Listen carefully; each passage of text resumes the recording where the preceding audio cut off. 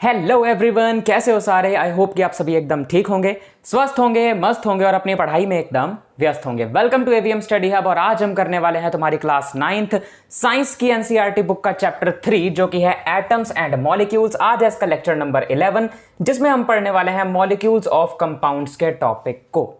इसमें ये जो मॉलिक्यूल्स वर्ड है ये क्या होता है, मॉलिक्यूल्स क्या होते हैं। कई सारे एटम्स से मिलकर एक मॉलिक्यूल बनता है और अगर बहुत ज़्यादा मॉलिक्यूल्स हो हमारे पास तो उसे मॉलिक्यूल्स कह देते हैं, है कि नहीं। कंपाउंड्स क्या होते हैं, एलिमेंट्स से मिलकर कंपाउंड बनते हैं। जैसे हाइड्रोजन एक एलिमेंट है, ऑक्सीजन एक एलिमेंट है, मिल जाते हैं तो वाटर नाम का एक कंपाउंड बन जाता है। तो अब पता चलेगा कंपाउंड क्या होता है। अब इन्हीं कंपाउंड के अंदर जो मॉलिक्यूल्स वाला पार्ट है, कंपाउंड के मॉलिक्यूल्स जो हैं, इनके बारे में डिटेल में इस लेक्चर में हम पढ़ने वाले हैं। और पिछले 10 लेक्चर्स में हमने क्या क्या पढ़ लिया है उन्हें एक बार शुरुआत के कुछ मिनटों में रिवाइज कर लेते हैं ताकि तुम्हें कोई दिक्कत ना हो आगे करने में। पिछला भूलते जाओगे तो फायदा क्या है यार। सबसे पहले लेक्चर नंबर 1 में हमने इंट्रोडक्शन डिस्कस करी इस चैप्टर की। इंट्रोडक्शन में मैंने तुम्हें एटम्स और मॉलिक्यूल्स का थोड़ा बहुत आइडिया दिया। उसके बाद एनसीईआरटी के अकॉर्डिंग इसकी डिटेल इंट्रोडक्शन में हमने पढ़ा कि ग्रीक फिलोसोफर्स का इसके बारे में क्या कहना है, इंडियन फिलोसोफर्स का इसके बारे में क्या कहना है, फिर साइंटिस्ट्स की इसमें कैसे एंट्री हुई इस चीज़ को डिस्कवर करने के लिए। फिर लेक्चर नंबर 2 में हमने स्टार्ट किया लॉज ऑफ केमिकल कॉम्बिनेशन से। लॉज का मतलब कोई भी ऐसे रूल्स, कोई भी ऐसे नियम जो साइंस में किसी भी एक चीज़ या कॉन्सेप्ट के लिए बनाए गए हों। केमिकल कॉम्बिनेशन का मतलब क्या है, जब दो या दो से ज़्यादा केमिकल्स, एलिमेंट्स, एटम्स आपस में कंबाइन होते हैं और कुछ नया प्रोडक्ट बनाते हैं, इसको कहते हैं केमिकल कॉम्बिनेशन। इस कॉन्सेप्ट के ऊपर बेस्ड दो लॉज या दो रूल्स या दो नियम तुम्हारी एनसीईआरटी बुक में दिए हैं। पहला है law of conservation of mass और इसको हमने डिस्कस किया था लेक्चर नंबर 2 में एक्टिविटी 3.1 के साथ, ठीक है। फिर इसका जो दूसरा लॉ है that is law of constant proportion, जिसे लॉ ऑफ डेफिनेट प्रपोर्शन भी कहते हैं, इसको हमने लेक्चर 3 में डिस्कस किया। फिर लेक्चर नंबर 4 में हमने डाल्टन्स एटॉमिक थ्योरी के बारे में डिस्कस किया। हमने जाना कि एटॉमिक थ्योरी क्या होती है, हमने जाना कि ये जो डाल्टन थे जिनका पूरा नाम है जॉन डाल्टन, ये कौन है, इनका बर्थ कब हुआ था, कहाँ हुआ था, इनकी लाइफ की थोड़ी बहुत जर्नी जो तुम्हारी एनसीईआरटी में दी है वो भी डिस्कस की थी हमने।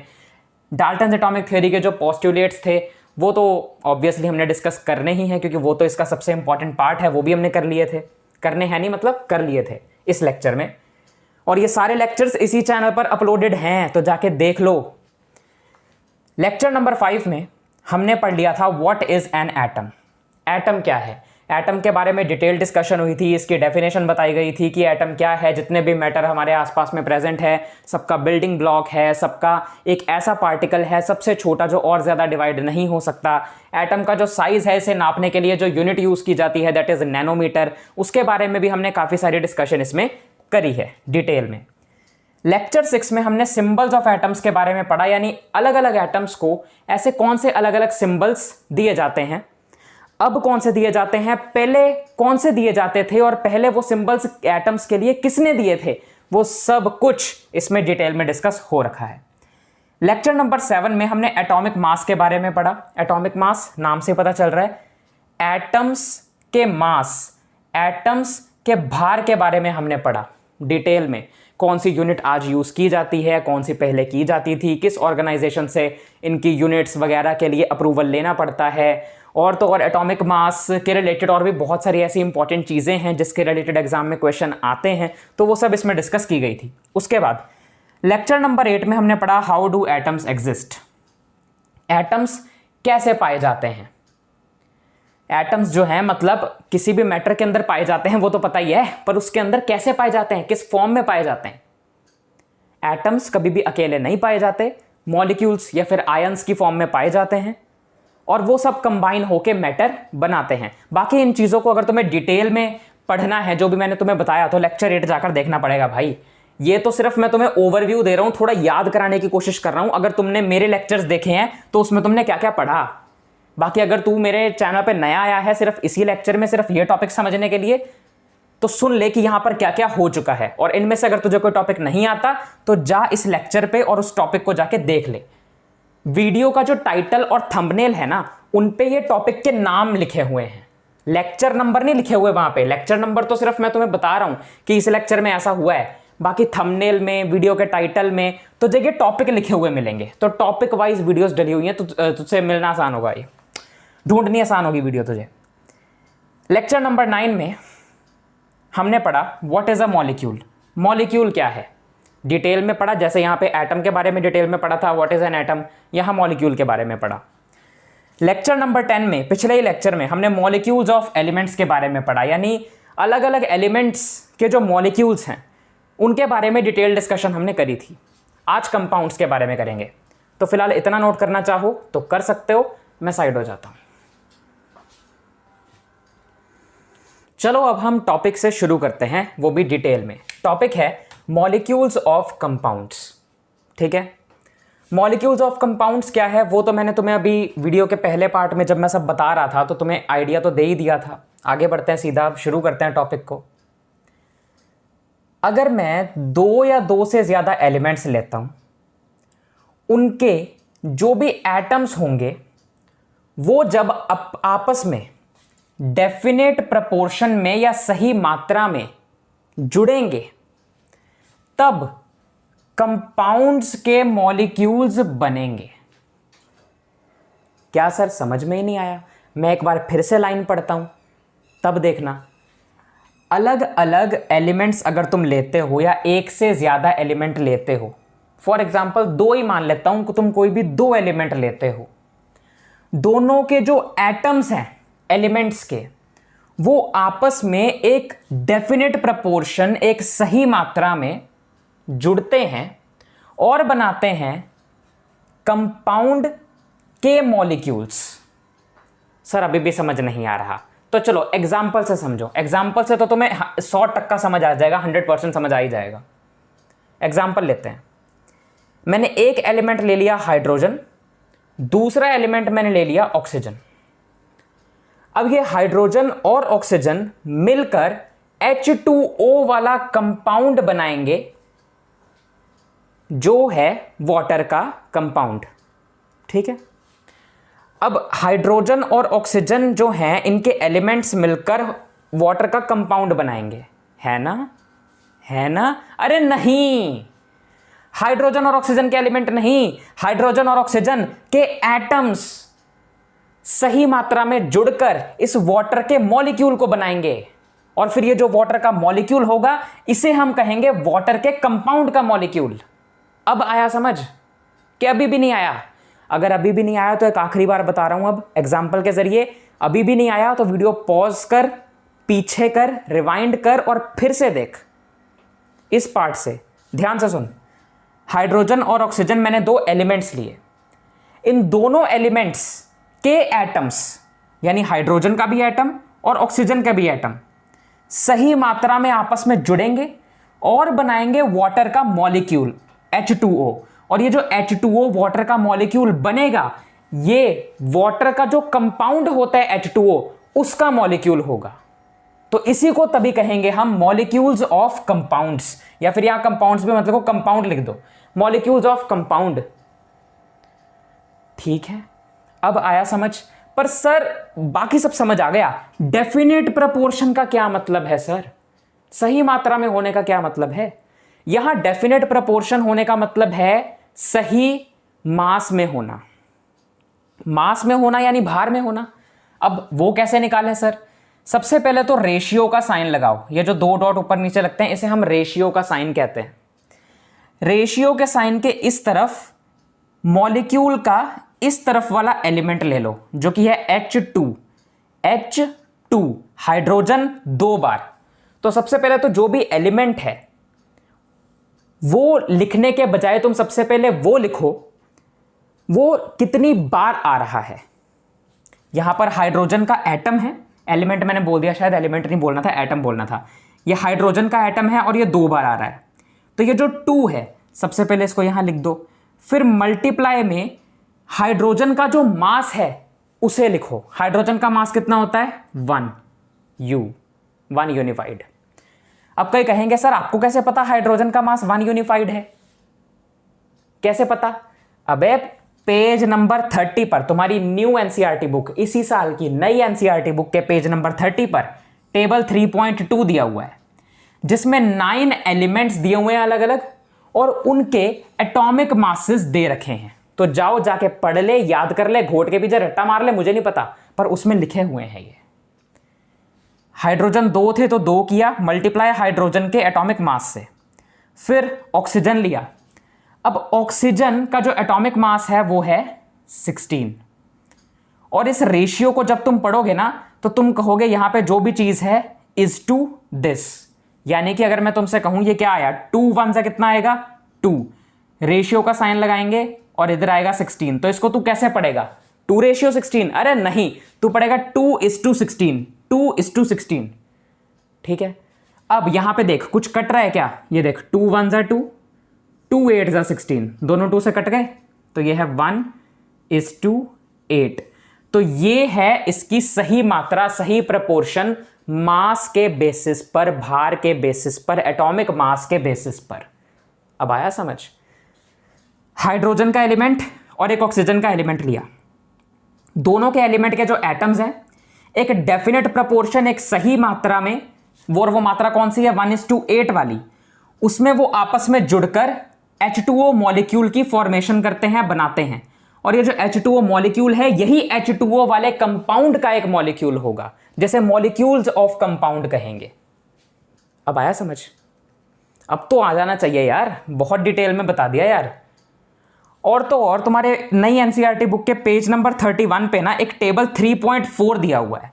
इस टेबल 3.4 में ना, जैसे मैंने यहां पर हाइड्रोजन और ऑक्सीजन की एग्जांपल लेके तो मैं वाटर के बारे में समझा दिया, वैसे ही उसमें 2 और एग्जांपल्स दी हुई हैं, एक अमोनिया की है और एक कार्बन डाइऑक्साइड की है आई गेस, तो तुम जाकर वो भी देख सकते हो। अब तुम्हें इसका डेफिनेट प्रपोर्शन कैसे निकालना है वो मैं तुम्हें ऑलरेडी बता चुका हूं, और उसी टेबल में तुम्हें ये दिया भी हुआ है। मास कैसे देखने हैं वो इस टेबल में से देखने हैं जो तुम्हारे पेज नंबर 30 पे दिया हुआ है, टेबल 3.2। निकालना कैसे है बता दिया। 2 और एग्जांपल ये रहे। आ गया समझ? नोट कर लो, फिर हम बढ़ते हैं आगे।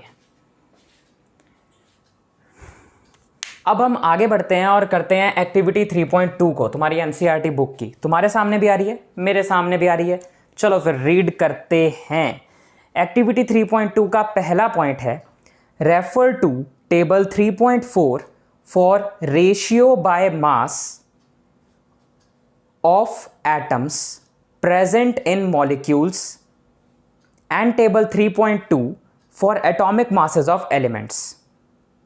ठीक है, तो यहां पर हमें कहा गया है कि तुम तुम्हारी एनसीईआरटी में दिए गए टेबल 3.4 में से जो भी एलिमेंट्स, जैसे मैंने अभी तुम्हें वाटर का बताया H2O एग्जाम्पल के तौर पर, तो इसका रेशियो 1:8 था ना, तो ऐसे ही वो कहते हैं टेबल 3.4 पे जो एलिमेंट्स दिए हैं ना, वाटर दिया है, एमोनिया दिया है, कार्बन डाइऑक्साइड दिया है, उसे देखो, उनके इस मास के रेशियो को देखो।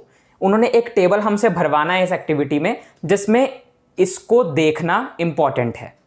ठीक है, उसके बाद पहले पॉइंट का ही आगे कंटिन्यूएशन है। Find the ratio by number of the atoms of elements in the molecules of compounds given in table 3.4। अच्छा,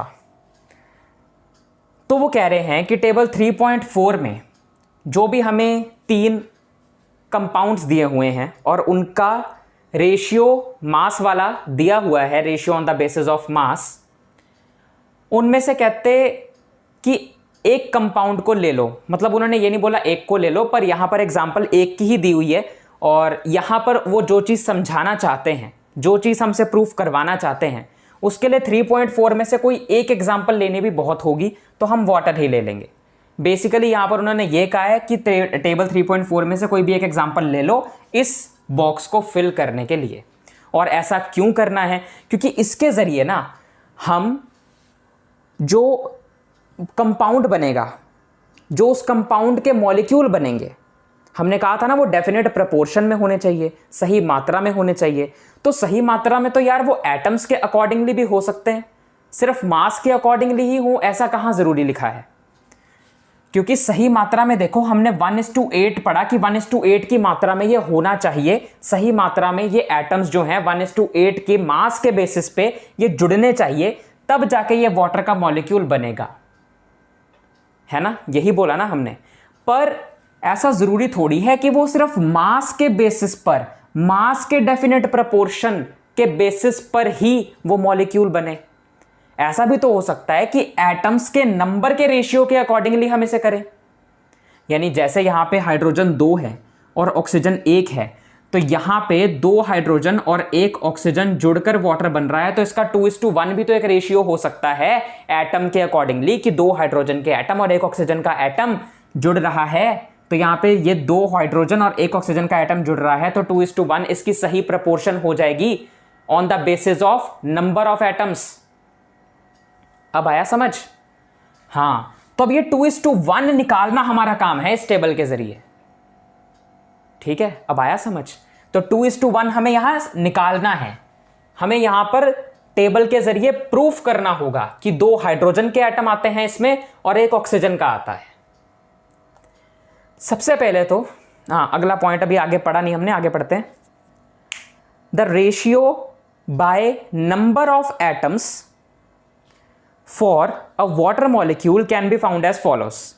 तो कहता कि ये जो नंबर ऑफ एटम्स के जो रेशियो हैं, जब मैंने बात करी है अभी, वो अब हम इस टेबल के जरिए निकालेंगे, ऐसा उन्होंने यहां पे लिखा हुआ है। निकालते हैं फिर। तो एलिमेंट जो है यहां पे कौन से हैं? एक तो हाइड्रोजन का एलिमेंट इन्वॉल्व है यहां पे, और एक ऑक्सीजन का एलिमेंट इन्वॉल्व है यहां पे। 2 एलिमेंट इन्वॉल्व हैं, 2 एलिमेंट किसमें हैं।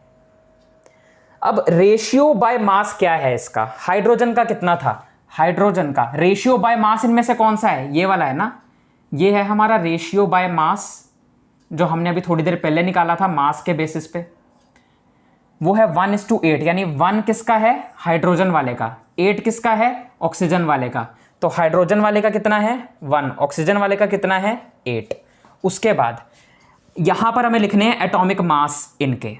U का मतलब क्या है यहां पे? यूनिफाइड। यूनिफाइड क्या है? एटॉमिक मास का यूनिट है। एटॉमिक मास का यूनिट क्या होता है यार? देखो, जैसे अगर मैं तुझसे पूछूं कि बता तेरा भार कितना है, तो तू मुझे क्या बोलेगा कि मेरा भार या तो 60 किलो है, या तो 70 किलो है, कईयों का तो 100 किलो भी होगा, है ना। तो यहां पर जो एटॉमिक मास है, यहां पर अगर तुझे एटम से पूछना है कि बता एटम तेरा मास कितना है, तो वो किलो में नहीं बताएगा, वो यूनिफाइड में बताएगा कि मेरा मास जो है वो 1 यूनिफाइड है, 2 यूनिफाइड है, 44 यूनिफाइड है, या जो भी है। जैसे तू बताता है 60 तेरा मास है और किलो उसकी यूनिट, किलोग्राम उसकी यूनिट, वैसे 1 इसका मास है और यूनिफाइड इसकी यूनिट है। वैसे ये U है। U का मतलब है कि एटॉमिक मास हमें यहां पर लिखना है इस यूनिट में, क्योंकि एटॉमिक मास की और भी कई सारी यूनिट होती हैं, इसीलिए यहां पर बता दिया गया कि U वाली यूनिट में लिखो। और तुम्हारा जो टेबल है ना यार 3.8 है या कौन सा है? टेबल 3.8 ही है मेरे ख्याल तो, एक सेकंड रुको। टेबल 3.2, सॉरी 3.2, मेरे पता नहीं, टेबल 3.2 जो है उसमें तुम्हारे जितने भी एटॉमिक मास दिए हुए हैं वो यूनिफाइड में ही दिए हुए हैं, यूनिफाइड वाले यूनिट में ही दिए हुए हैं। मैं फंबल पता नहीं क्यों मारी जा रहा हूं। ठीक है, हाइड्रोजन का एटॉमिक मास कितना था? 1U, या यूनिफाइड। अब यहां पे वो U लिखने की जरूरत नहीं है, क्योंकि यहां पर उन्होंने ब्रैकेट में ऑलरेडी U लिख दिया है, तो अब ये क्लियर ये हमारा कि ये U में ही होगा। ऑक्सीजन का एटॉमिक मास हमारा कितना था? 16 था। अब निकालना है इसका mass ratio divided by atomic mass. अब हाइड्रोजन का मास रेशियो कितना है? रेशियो बाय मास या मास रेशियो एक ही बात है। तो रेशियो बाय मास है 1, तो ये लो 1 डिवाइडेड बाय एटॉमिक मास कितना है? 1, तो 1 कितना आया? 1/1 कितना होता है? 1 होता है। आगे ऑक्सीजन का atomic mass, sorry ratio by मास या मास रेशियो कितना है? 8, तो लिख दिया 8 डिवाइडेड बाय एटॉमिक मास कितना है? 16, लिख दिया 16। अब 8 1 जा 8, 8 2 जा 16, तो यह आ गया 1/2। अब ये जो 1 और 1/2 आया है, यानी 1 किसका आया है, हाइड्रोजन का, और 1/2 किसका आया है, ऑक्सीजन का। अब हमें इसे सिंपलेस्ट रेशियो में निकालना है, और ये जो सिंपलेस्ट रेशियो होगा यही रेशियो है इसके नंबर ऑफ एटम्स का। और ये कैसे आएगा सर, यहां पर तुम्हारा जो भी आंसर आया है ना, इसको 2 से मल्टीप्लाई कर दो। यहां पर आया था 1, 2 से मल्टीप्लाई कर दो, ये आ जाएगा 2। यहां पे आया था 1/2, 2 से मल्टीप्लाई कर दो, 2 से 2 कट जाएगा और मेरे पास आ जाएगा 1। तो ये 2:1 आया, 2:1 आया। 2 किसका, हाइड्रोजन का, 1 किसका, ऑक्सीजन का। देख लो कितना था, 2 हाइड्रोजन का 1 ऑक्सीजन का, उतना ही आया ना। अब आया समझ, एक्टिविटी 3.2 के जरिए जो वाटर का मॉलिक्यूल था, या फिर तुम्हारे टेबल 3.4 में और भी जो 2 एग्जांपल दी गई हैं, उनकी सभी चीजों को जब तुम इस टेबल में पुट करोगे, सॉल्व करोगे, तो तुम्हारे पास जो रेशियो आएगा उससे ratio of number of atoms पता चलेंगे हमें उस मॉलिक्यूल ऑफ कंपाउंड के। एक लास्ट लाइन, एक आखिरी पॉइंट रह गया था पढ़ने वाला, जो कि है दस the ratio by number of atoms for water is H/O is equal to 2:1। यानी कि जो नंबर ऑफ एटम्स का रेशियो है इसमें वो 2:1 है, यानी हाइड्रोजन और ऑक्सीजन का रेशियो 2:1 है। बस यही लिखी हुई है लास्ट लाइन, जो कि हमने ऑलरेडी निकाल लिया है। अब लेक्चर नंबर 12 में हम पढ़ने वाले हैं व्हाट इज एन आयन के टॉपिक को, अगले लेक्चर में। फिलहाल इस लेक्चर में मॉलिक्यूल्स ऑफ कंपाउंड्स कंप्लीट होता है, ये टॉपिक कंप्लीट होता है, ये लेक्चर खत्म होता है। तुम जा सकते हो, जाने से पहले मैं तुम्हें कुछ बातें बता देता हूं अपने इस चैनल के बारे में। अगर तुम्हें तुम्हारी क्लास 9th साइंस की NCERT बुक का chapter 1 matter in our surrounding, chapter 2 is matter around us pure, और चैप्टर 3 के तो मैंने जो टॉपिक करवा दिए हैं वो मैंने तुम्हें बताए ही हैं। उसके अलावा मैथमेटिक्स की NCERT बुक क्लास 9th की ऑब्वियसली, उसका chapter 1 number system, chapter 2 polynomial करना है तो तुम कर सकते हो। इसी चैनल पर सब कुछ अच्छे से कंप्लीट करवा रखा है। हर एक चैप्टर की चैप्टर वाइज प्लेलिस्ट इसी चैनल AVM स्टडी हब के प्लेलिस्ट वाले सेक्शन में बन रखी हैं। चैप्टर वाइज प्लेलिस्ट बनी है, हर प्लेलिस्ट में हर एक चैप्टर के हर एक लेक्चर को lecture wise, order wise, line wise arrange किया हुआ है। 1 शॉट वीडियो, डिटेल्ड लेक्चर, सारी एक्सरसाइजेस के सारे questions, activity, definition, important terms, important question, सब कुछ करवा रखा है इन सभी चैप्टर्स का जिनके मैंने नाम लिए हैं। तो तुम जाके देख सकते हो। अगर ये वीडियो अच्छी लगी हो तो लाइक कर देना, ज़्यादा से ज़्यादा स्टूडेंट्स के साथ, अपने क्लास 9th के फ्रेंड्स के साथ इसे शेयर कर देना।